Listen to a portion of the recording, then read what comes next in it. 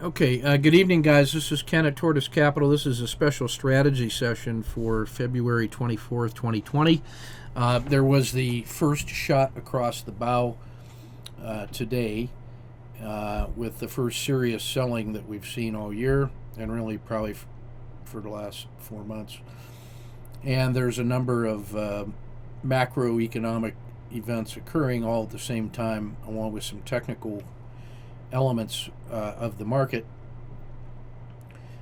which generated a large adverse move today, and so the chattering class is in a high hover, and we want to kind of put that into context and see what the effects were of today's price action on the swing portfolio. Also take a look at the daily, and then just think about a systematic, disciplined approach to evaluating what's going on.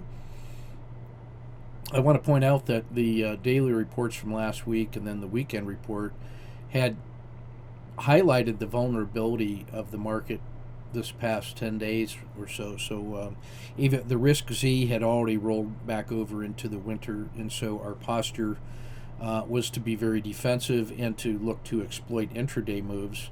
The ETF2 system had reduced exposure to 50% already. So our longer-term market condition estimators of risk and reward, those elements of the market mosaic, as St. Robert Gardner would have said, rest in peace, all those things give us insights into current market conditions. And so today's sell-off should not come as any surprise. It was just a matter of time, and today was the day of the event.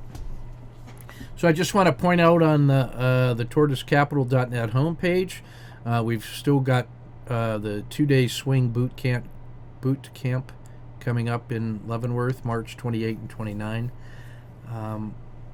There's still a couple slots left on that. The curated playlists from various subscribers that give you, it's almost like build your own favorite hits from the YouTube videos. There's a couple there that I thought are pretty good for swing trading, and a list of Van's videos of mine that he really likes.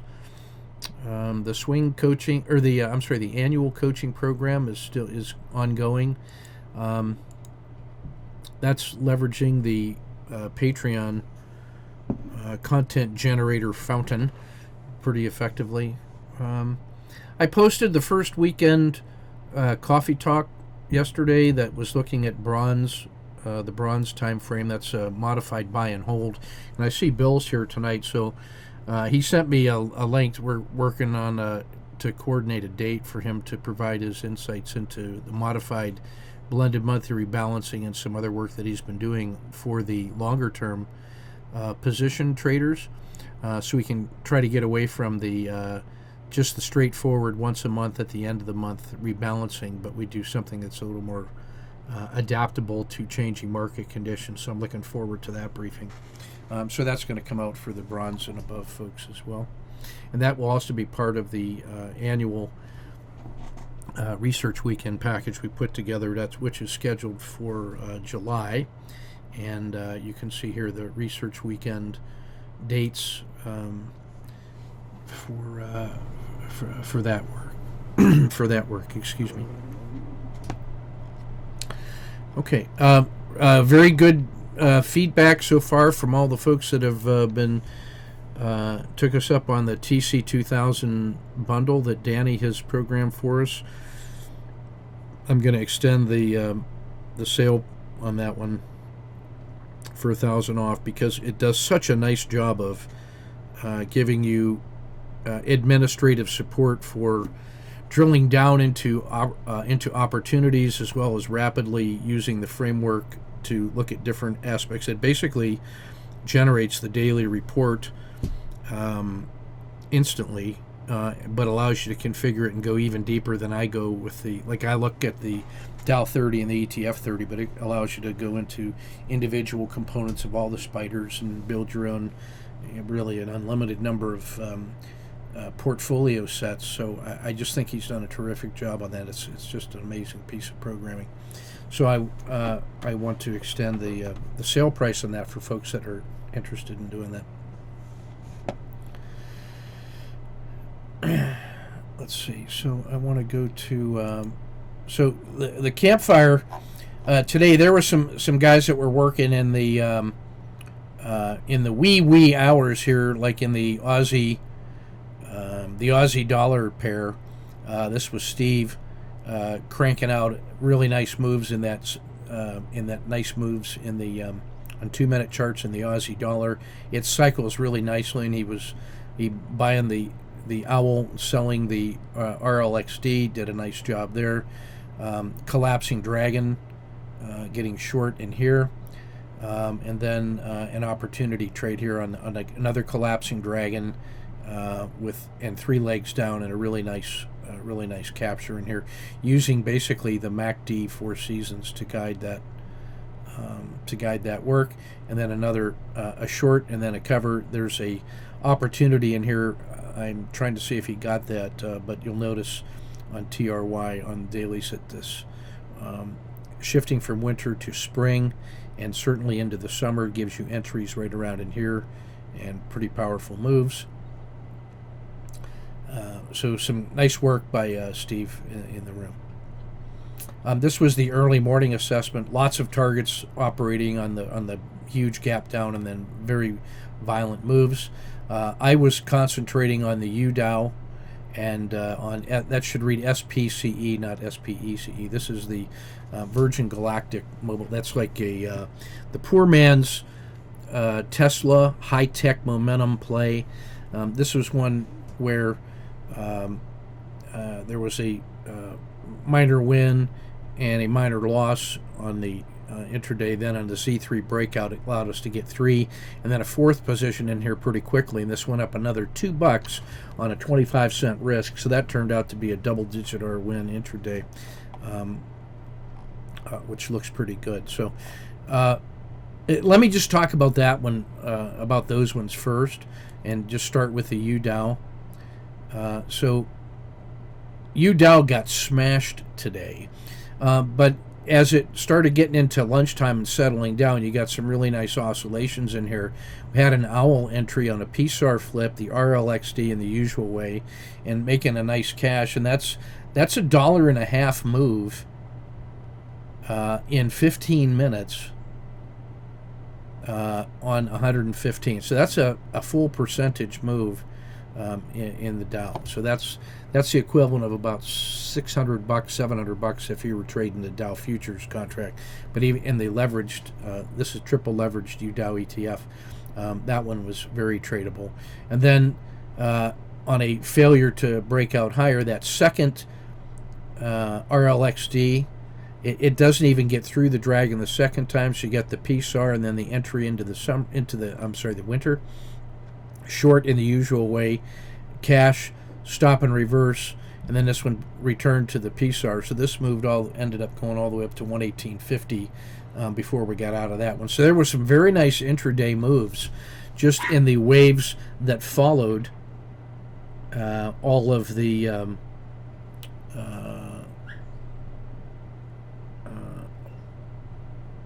initial volatility. So there were some problems with the audio here. Let me check real quick. Stand by.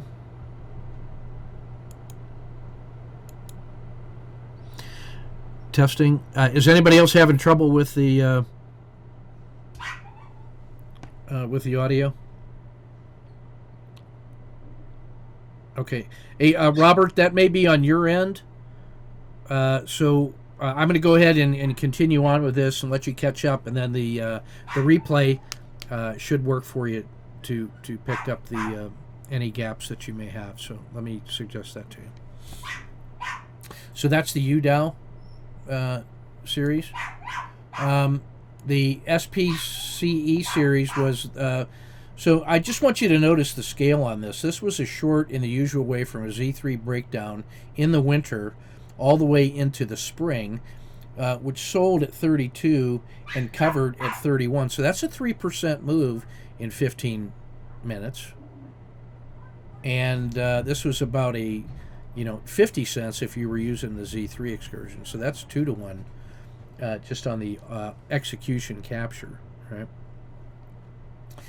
This one was an owl entry. So when it crossed the the VWAP, gave that a shot, got a bad fill on this one, so that was about half the loss of this. If this was one gain, that's about half of a loss. Then on the next Z3 breakout, which is a Z3 pinch now, because you can see all of the regression lines are in. This one felt really good on the long, because now you can see the RL270 has started to roll up, and now we're in the summer. And then here it didn't fail, it just continued to break out, and now when it got above the previous Z3 excursions, the second one with markets money was a no-brainer. The third position, and now we're just using the PSAR here as a trailing stop, so we get 3 in hand. And this thing went up, I think, as far as 38. I'm sorry, 37. So those were those same 3 entries. And I want you to notice the technique here of the second entry occurring after the previous Z3 excursions. We safely got past that, and a higher high and higher lows in the Dragon and the PSAR. So that's why the second one is in. And then this one gets a RL10 excursion all the way out to Z3, holds support at the 90, and then resumes. And now when it takes out the RL10 excursion, getting that next position in, and then the same thing here. It gets to the RL10, finds support at the 90, resumes, the fourth position is in. So you get this series of higher lows on the 1 minute chart, and and the higher belly of the Dragon, if you will. That turns out to be rock solid. Then with 4 positions in and getting towards the end of the day, enough was enough, and you can just feel that like a crack, and I wanted to lock all that in. So that's a double-digit R gain. Notice the extreme excursion beyond the Red River at a peak on the 4 Seasons of MACD. So that's just as nice as it gets. And I want you to notice the compression of everything in here, and then the slow and then not so slow unfolding of all those lines. And then how, when it's working, this thing rides the Z2 line forever and ever.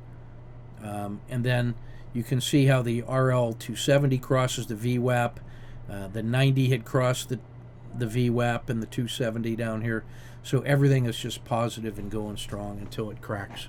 So, and then this is money management stop. So that was a huge win on the day. And SPCE is now my target of interest for intraday volatility. Kenny? Yeah, I'm on a webinar. Oh, okay. Levy. The boss checking in with me there. So that's that. And in the usual way, that's posted at Patreon. The daily reports are there, available for you. And then you should also be able to download them from inside the live chat here as well. So that's what I want to show on this. Now, I want to shift now to some strategic thinking. Let's bring this rascal over now.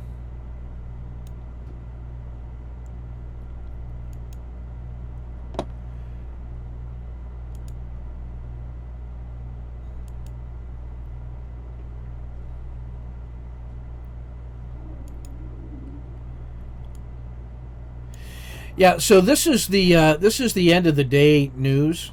Day one, end of day. This is what greets people as they come home.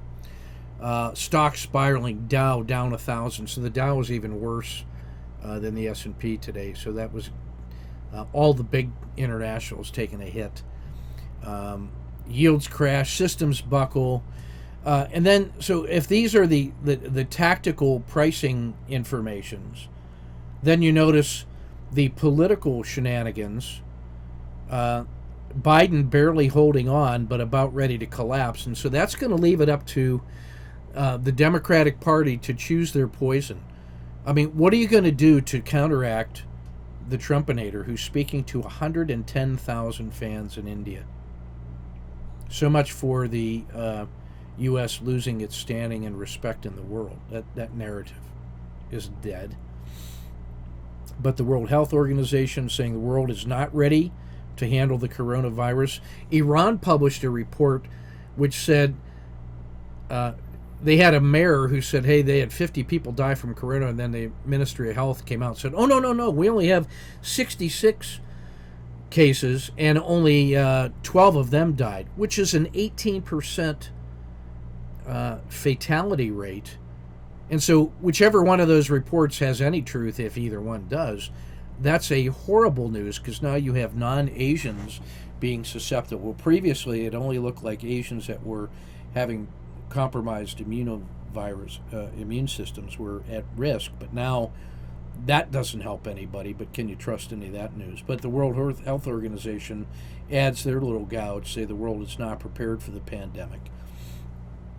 And then meanwhile, on the political side, the Democrats have this problem. That is, if Trump is going to be defeated, what's the Democratic Party going to do? And anything they do has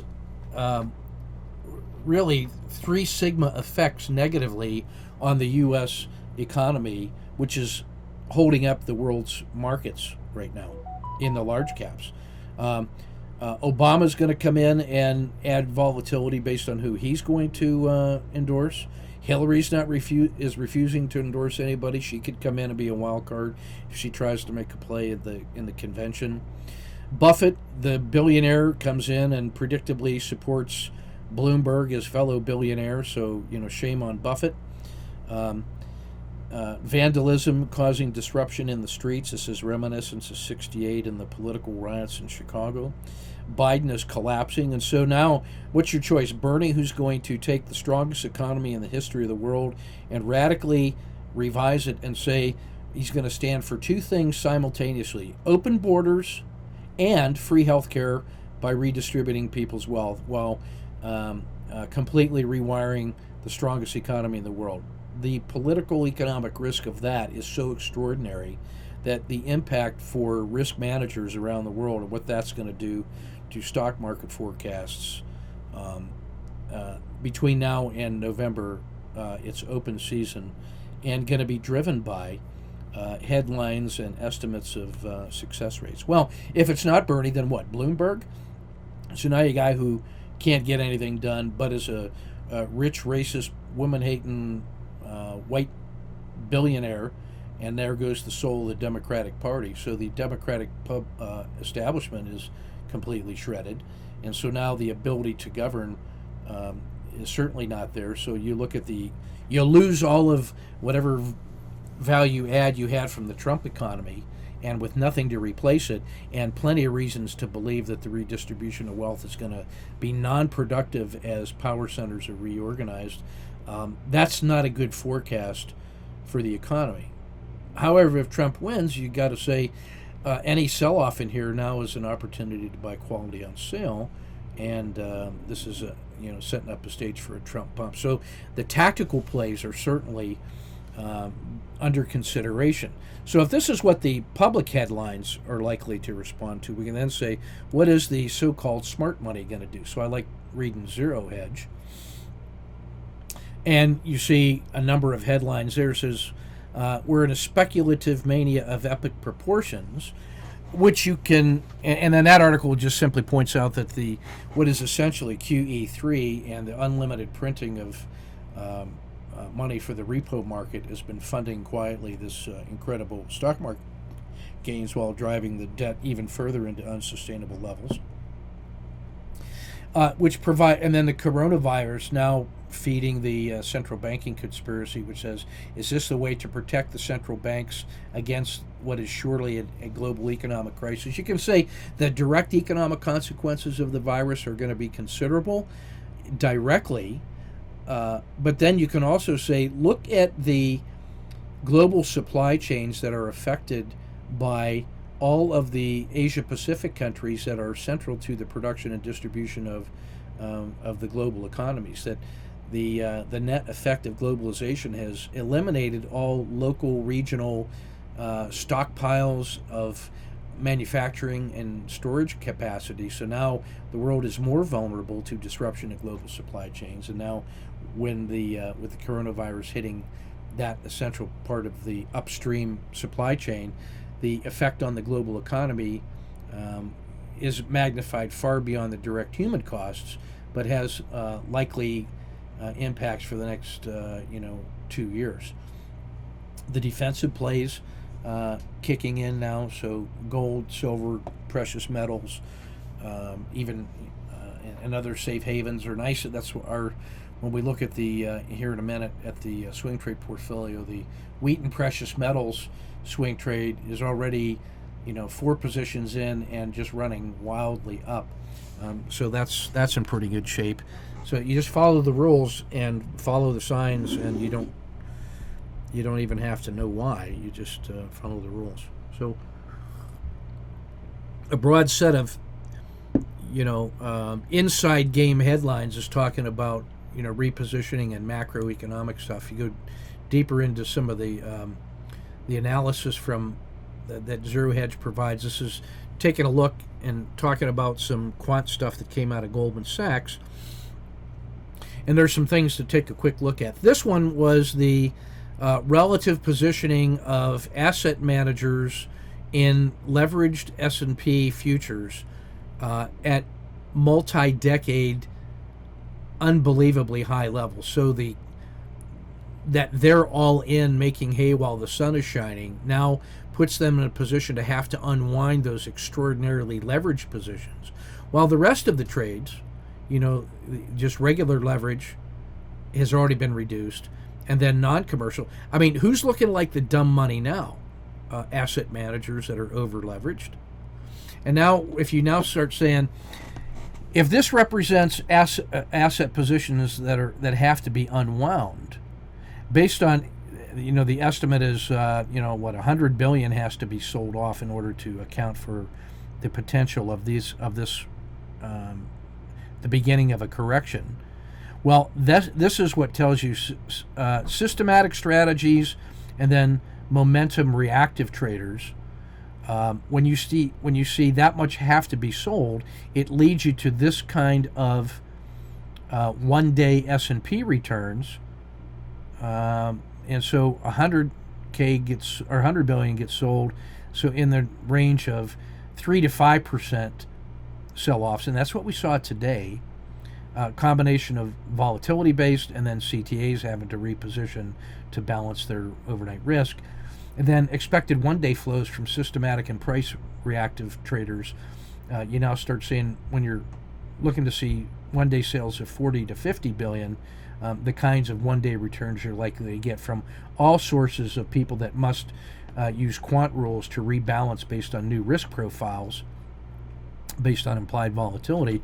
So the counterbalance to that kind of technical leveraged selling from quant rules, the AI and knowledge-based systems, can be counterbalanced by saying that today's sell-off now puts guys who have to buy in a more favorable position. So some of that sell-off says that there's 7 to 10 billion that's got to be bought. So there's some offset, but it's not as much as this is likely to result in selling, and that buying is going to come through more slowly. So there's no hurry to buy this. So there will be some buying pressure simply on the basis of how much gets sold off. And that basically what they're saying is that the volatile blind selling is likely to be much more short-term intensive than the buying. That the longer-term folks who get triggered by moving average crossovers are so far away in the futures that most of that selling is days or weeks away from happening. So when you look at the iron cross, like the 5200 or the 2050 crossovers, the market had advanced to such a high level that those are still quite a ways away. So this is only the first wave of selling from over leveraged intraday positions and the real short-term momentum plays. And so the other folks are more likely to be in a position to want to buy on dips unless their crossovers come at risk. So that would be the second and third leg down if today was the first leg, or if it were today in the next couple of days is those first legs. And so the VIX positioning is basically showing that where we are now is still well within current norms of the VIX futures. So we haven't seen what felt like frenzied liquidation is not yet evidence of panic selling yet. This is really just the first bit of froth from guys that were overextended. But what that says is that there could be some more triggers that occur, that if there's nobody that steps up, that today's froth could lead to tomorrow's leverage frenzies and could get us into more of that swing type selling. Some sectors that really got smashed, like the airline index, is really the most visible sign of, and the most easily curtailed economic impact, is that don't fly to Asia. And so the airlines are the most likely to see that kind of rapid rebalancing in their future earnings estimates. So cruise ships and airlines got smashed today, 10% from 340 to 310. And closed weekly. And then if we Delta didn't even, they withdrew their annual guidance because they couldn't even forecast what the likely longer term effects of the slowdown in airline travel is likely to be. So there's some real supply chain and transportation and the global networks impacts underway. So this is really just the first salvo of what's going on. So now what I want to do is kind of shift towards a more systematic look at the daily report to see what it is that we can make sense of. So let's shift over to that now.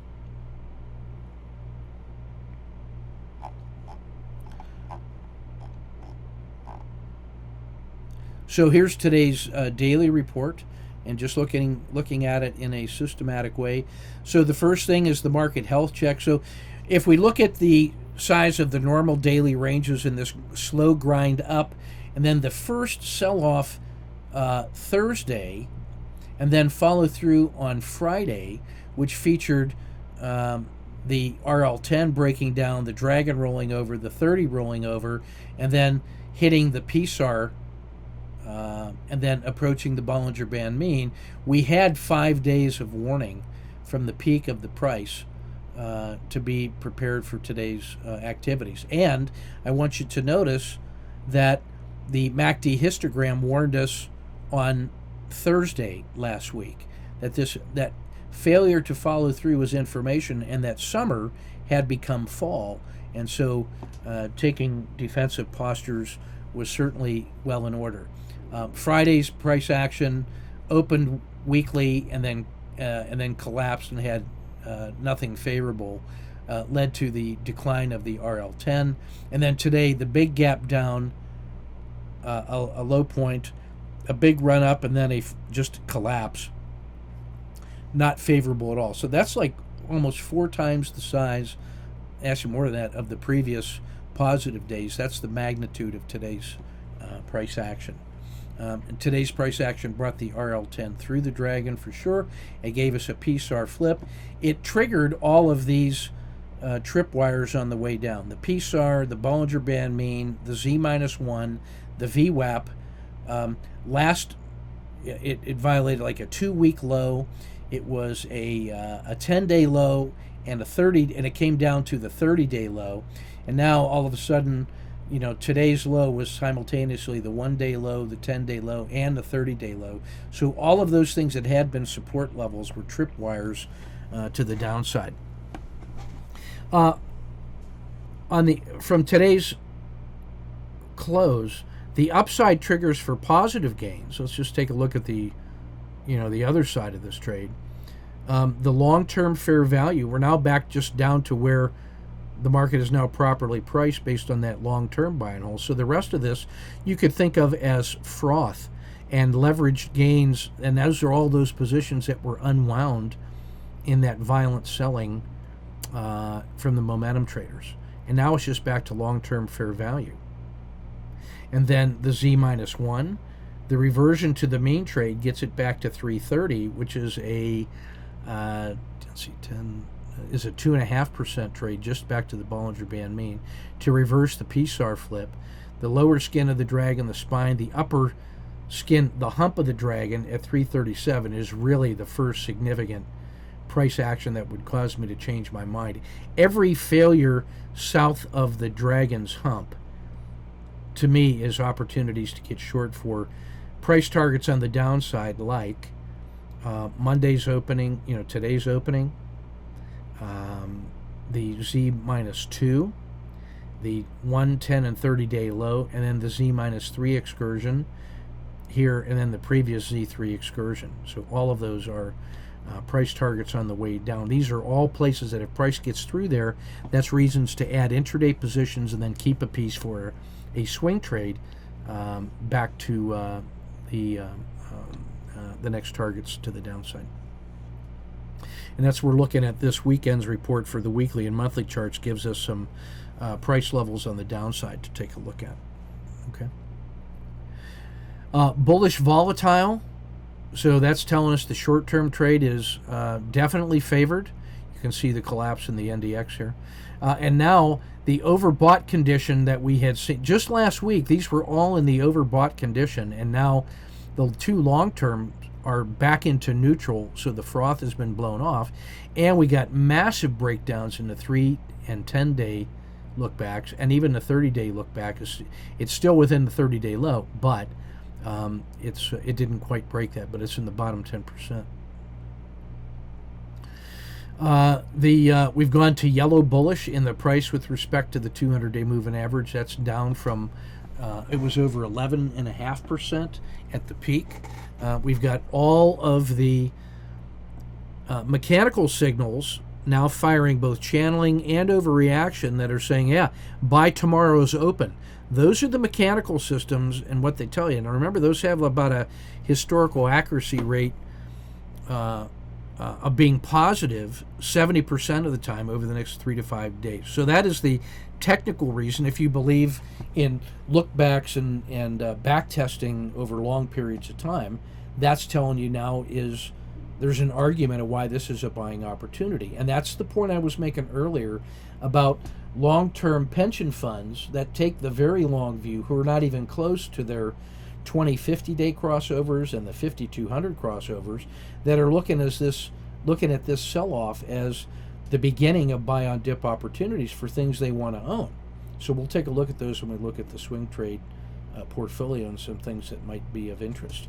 I want you to notice the value of the risk Z, which had already told us last week that the spring swing trade opportunity had already rolled over and become winter, and to not engage in new swing trades, but to optimize your intraday short-term trading to be ready for downside volatility risks. Truer words never spoken. Look at the declining highs in the upward excursions and then the declining lows on the risk C.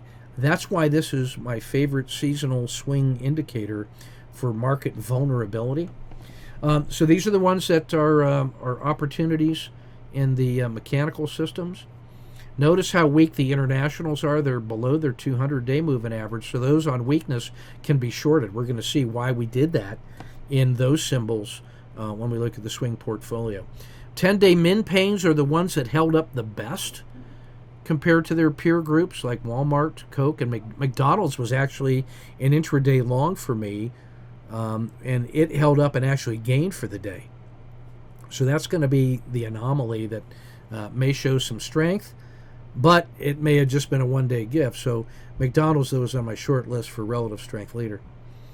And then the 10-day max pains are the ones that suffered the most from getting smashed from today. Energy sector, South Korea, the triple leverage Dow, Brazil. Yeah.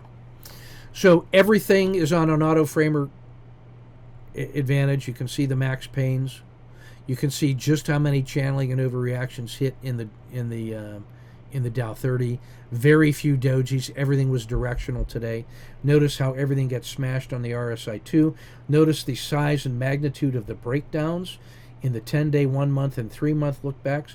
And even some things like ExxonMobil had breakdowns over to make new 6 month lows, as did Chevron. So the whole energy sector was crushed today. Single biggest 10-day breakdown in Disney. Not surprising, people don't want to travel. Same thing in the ETF 30s. So many channeling and overreactions, so many auto framers to choose from. Everything smashed on RSI2. So this is a market condition and not a stock pickers condition.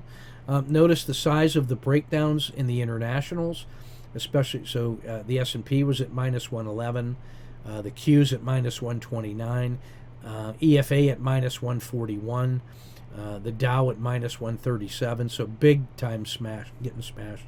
Gold and silver and treasuries, the defensive plays, no surprise there. We've been tracking that for a while. Gold and treasuries breaking out to the upside.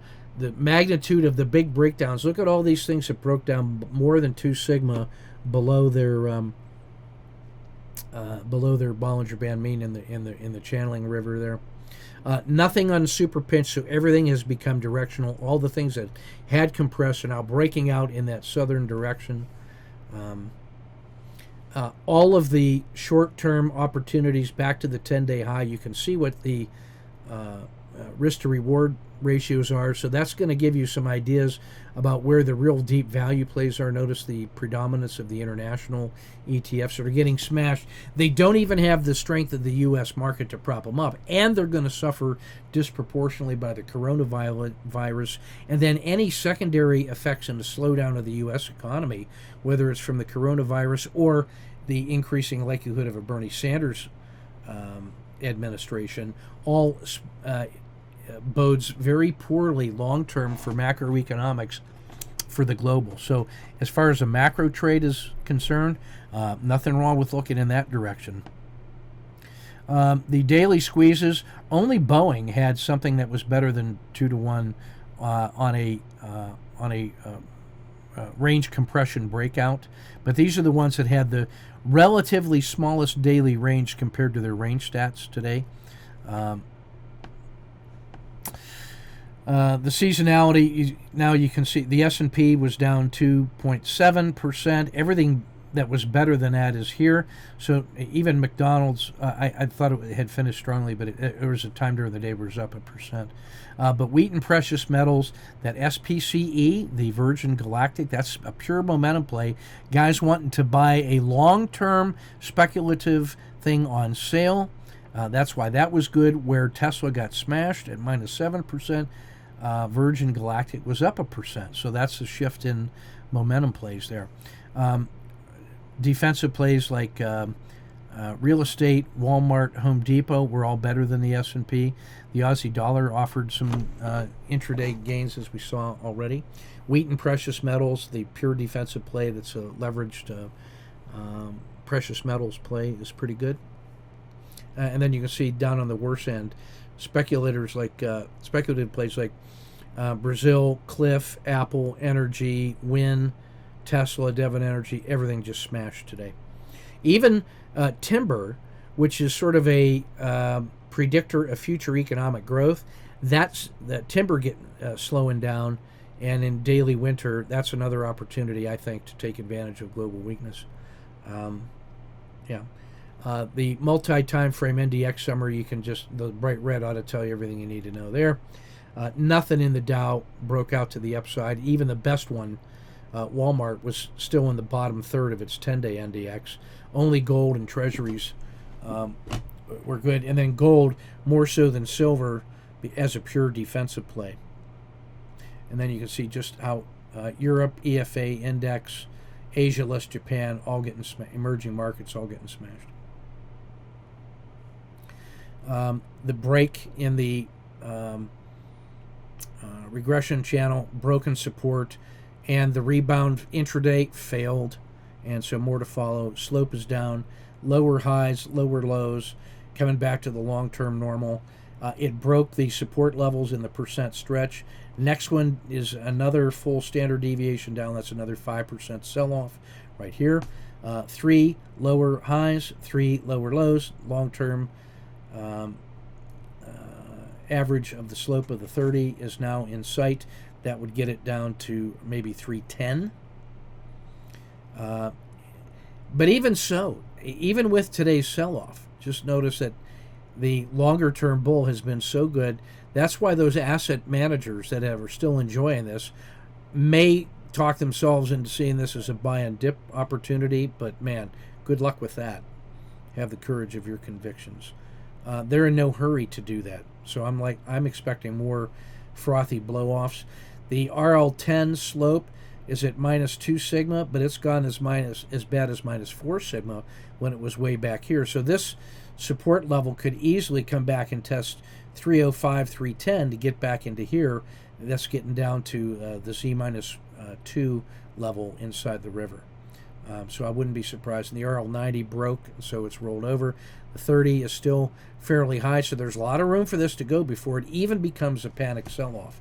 This one, we don't spend much time talking about this, but this gives you the idea of the magnitude of 1 day, 5 day, 10 day, 20 day ranges, and that's what this is telling you. So a 1 day move, on average, the standard deviation is plus or minus like 1%, right? So 0.09. The worst 1 day we've seen in the last 10 years was a 5% gain, and the worst was a 6.5% 1 day sell-off. Today was -3, so that was only half of the worst we've seen in the last 10 days. And so that was a -3.7 sigma, but the worst one we've seen is a -7 sigma. So now that's how you read this chart to give you the idea of the adverse volatility moves that are baked into the cake. And today was just the first sharp shock. So on a 5-day basis, the worst selling that we've seen was at 12, almost a 13%. So that's another 10% to the downside that could be seen over the next 5 days before it even breaks historical norms. But the standard deviation sigma there is only 1.7, so we're already well below that. But as far as if today's low was the worst that we would see for the next 5 days, it would still be a 2.6 sigma. That's how you read that. So that gives you the idea of when these leverage positions get unwound, what the magnitude of sell-offs can be. The holding X days, this gives you that same thing that we just saw for the S&P, looking at 5-day, 10-day, 20-day, and 40-day holdings, and then across a range of typical nice swing trade positions. And then this will tell you, what the size of the magnitude of today on a 5-day basis is, and so that's what those Z-scores look like. So gold is a positive 1.3. It's up 2.8% over the last 5 days, and that's only a 1.3. And the best upside we've seen in that was 3.7. So the best it ever did in a 5-day period was 8%. So there could be another 6% bump in gold before it even broke those historical norms. So that's how you read this chart for symbols and sectors of interest. And I like to get the big broad indexes more so than individual positions, but that's how you interpret this chart. Let's see, is there anything else I want to show in this? Yeah, so just the swing Z-scores real quick, a quick summary of that same chart, but for where we're just looking at the Z-scores. Now you can see just how strong gold and treasuries were, and then you can start looking at where was the relative pain and suffering, and where was the relative any relative strength. Not much strength to choose from. Okay. So that's what I want to show there. So now I want to shift over to, with your permission, we'll take a quick look at the swing portfolios real quick.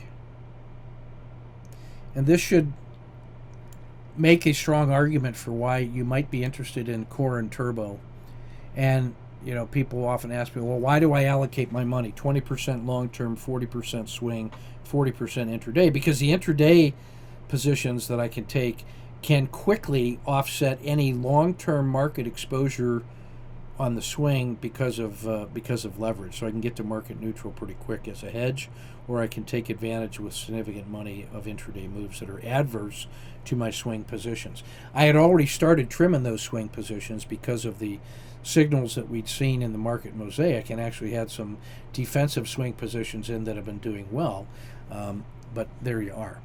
So before I get into this little speed run, any questions so far? Just go ahead and shove them into the questions or chat. So hopefully you guys are still hanging in there. So appreciate your patience. So I'm just going to go by the numbers on this one. Alcoa, I took the hit today, so it was long and just took the hit at the PSAR. Apple, I had been setting up a breakout of this box after we had scratched a longer term position. You know, we'd enjoyed this long run up, cashed here, and then after it stabilized, I was setting this up. But today I wanted no part of that. So even though there was a lot of volatility, it just cost so much, I was playing the other elements of SPCE and UDOW rather than trying to spread myself too wide. When things get like this, I try to find the movers and then really concentrate on getting 3 and 4 positions into those and just concentrate on one thing, and that was what SPCE was for me today, along with UDOW. So I observed Apple, but we'll see. I mean, somebody's going to buy that, though. Wouldn't you want to buy, if you were a long-term buy and holder, wouldn't you rather be buying Apple at $295 rather than $340? Sure you would. That's the long-term. So in the next week to 10 days, there will be some buying pressure and people who'd say, well, all other things being equal, I got to buy Apple. ARK is a big exposure in Tesla. I had a long position in here from 56. That froth blew off. I like it didn't test my my stop here at the PSAR, and it closed well compared to the rest of the market. So I wanted to hold that just as a speculation. I don't have a large position, but I was interested. So the Aussie dollar, we've already had a swing position short on this one. This is this had been weak and covered and then re-entered, and now I like this. But the gains today, I'm going to be moving my stop down to lock this in here, but I still like that one on the short side. Boeing, we had cashed a win, got short last week, and then today's gain, so I'm going to lock that in, and I'm going to add a second position if it breaks down below this one. Caterpillar, I looked at this one and said, you know what, I think as part of a longer term play, I wanted to get short at the open on this one, thinking that's part of the global economic slowdown from the coronavirus and then the uncertainty because of the Democratic economic lunacy. So I just think that one is likely to suffer from a slowdown in the global, and then I'll add a second position here, and then I have a tight stop on this one right here. So that's Caterpillar short. Cliff, I'm going to start with a hybrid frog. I don't know what to do with that one yet. Cut, we got short at the open and then added a second position. So if I can do a quick intraday on that one, just so you can, actually it's probably easier to see on 30 minute. This is just one that I'm just playing. I got this one short and then this one short again, and I just think this is part of that global economic slowdown, I should say. And because it broke below here, I just think it's look out below. And now on a weekly basis, this thing just has a lot more room to fail down here to 25. So I don't mind being short a couple scoops on that one. So now back to diamonds. So the Dow, we'd gotten short Friday on this RLXD and just lucked into this one. I didn't add a second position. My stop was there. I'm now tightening up to here. I will add a second position. Let me add one here. So I'll get short on this one immediately and play that intraday with the SDOW. Devon Energy, we took the second position short because of weakness in energy. We'd already had that one short from last week on general slowdown in the energy. I just got short on emerging markets on general principles. EFA was even weaker, and so we'd got short last week, and then this one was just a benefit. If this one collapses, this is going to be another auto second position, and that's really going to get bad. Japan, we'd been short from Thursday last week. So Japan was the one where this outsized gains were good, but now this thing is on its way back down to test 53. So we're already short and benefiting. So I'm just going to lock that gain in. They're especially in a posture to suffer from coronavirus if it spreads to other Asian countries, aging population, great healthcare, but still at risk and then going to suffer from economic slowdown. They need more global traffic to maintain their standard of living, so they're in trouble. EWW, I covered the short here because that actually rebounded and then closed higher than it opened, so I just wanted to make bank on that one and take advantage of it. And then Brazil, I already had that second position in, and that closed weaker. So this is a case where I cashed Mexico on its relative strength and then added to Brazil on its relative weakness. So that's almost like a pair trade between those two. Home Depot, don't know what to do on this one other than I got long here. My stop was here. It closed better than the Dow. I'm going to just go here and move this up into here and say, if anything works, Home Depot is going to work. So I didn't want to get out of that. I want to have some exposure, but I'm not going to stick around much longer. The Russell, we had nothing on it. I was thinking about I had set up this trade here, but when it gapped way down, I was looking at the other areas and it was too jumpy for me. So this is just one I'm going to study and play intraday only. I cashed the defensive plays in the real estate. We had 3 scoops long, so this one was kind of a fractional loss, but those two made up for it. I just wanted to raise capital. Coal just got short, general slowdown. I took the hit on the swing trade in McDonald's, but I actually paid for it on the intraday gains. So that one ended up being a net scratch between the turbo and the core. But I took the hit on the swing, and I'm flat. I took the gains in PBW, the clean energy, and just said, let me just make some gains while I can. SCO, we took, that's the inverse oil, and I just took the hit on that one. It had been very favorable. I just let that one get away from me, but I had to take the hit because of that gap up. SDOW, I'm already is the intraday one. SPCE, I showed you that one already. SPG, Assignment Property Group. I had been setting up a trade frame here. And I'm just not interested in any of that until the market sorts itself out. Triple leveraged S&P, I got smashed on that one today. Come see, come saw. The S&P, we've already seen that one. Treasuries, we got 2 baggers in there. I'm going to raise the stop to here. Tesla, I'm still long from here, but I raised my stop to just below today's weakness. I think there may be some speculative buying and buying that on sale, so I'm still holding out a little bit. I hope I don't get smashed on that tomorrow. Not hopeful though. Natural gas, stalking, standing by. Took the hit on oil today. Was trying long, just took the hit. VIX, that was the defensive play from last week, and we just got postured into a third position. So I've used market's money to pay for the overnight exposure on a 3-bagger, and I'll add a 4th one there. So this is all market's money, a 3-size position on the swing. Loving it. Wiz took the hit today. That thing is broken. All of the positions in that one are not due to be rebalanced till the end of the month, and they're all in the tech giants and momentum plays and a large and mid caps and tech. So I think they got to rebalance that more often than once a month. Walmart, we just took the scratch on the second on that position, but that's a relative strength winner. Wheat and precious metals. This is why you got to pay attention on those swing sectors. We got 4 positions paid for. I got to move this one up into here and lock in those gains. Win, we took the short finally today on this one. I should have had that last week, but what are you going to do? So took that one on the near the close as it got weak.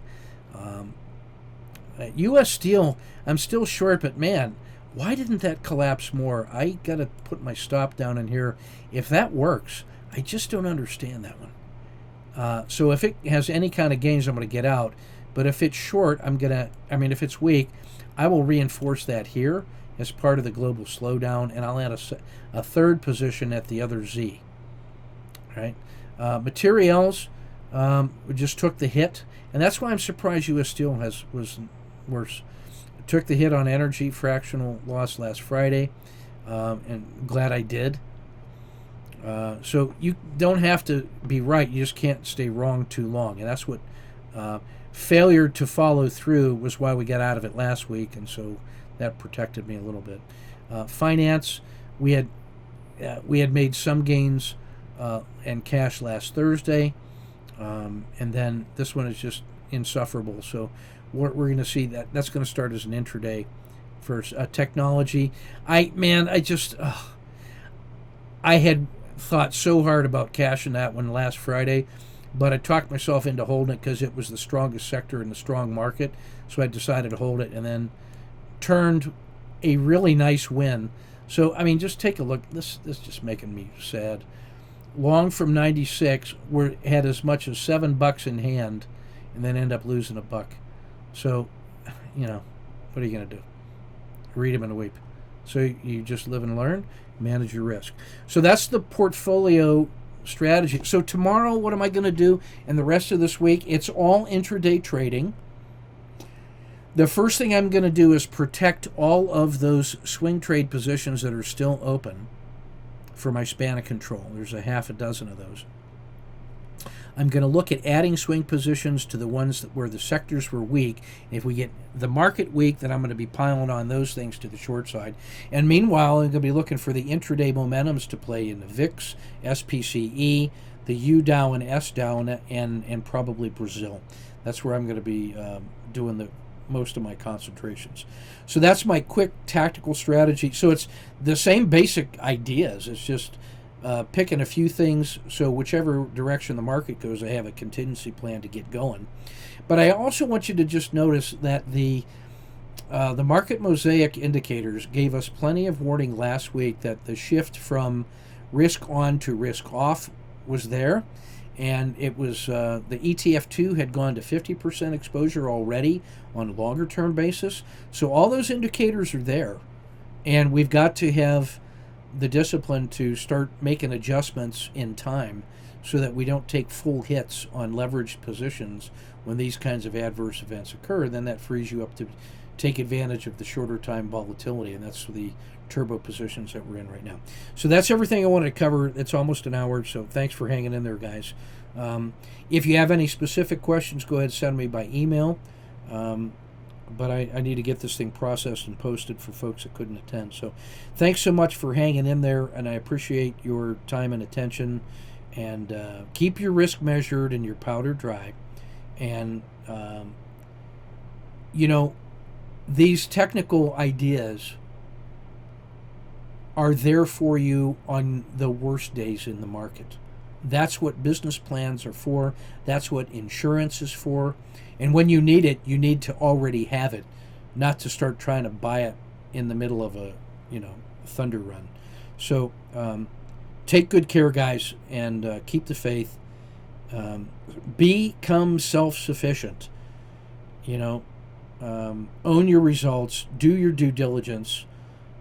I will have more to say on that later this week because I've been trying to teach that lesson to some of my guys, that even when you get good guidance from your higher headquarters, when you're the guy on the ground and you're seeing your indicators, you see changes in the world before the higher headquarters do, who have to filter it through more layers. And so even though their guidance may have been good at the time, you still have to make the call on the ground yourself if you truly want to be free and the master of your own destiny. So that's why I tried to teach techniques for being a good fisherman and not just handing out fish. So thanks for your trust and confidence and your irrepressible spirit out there.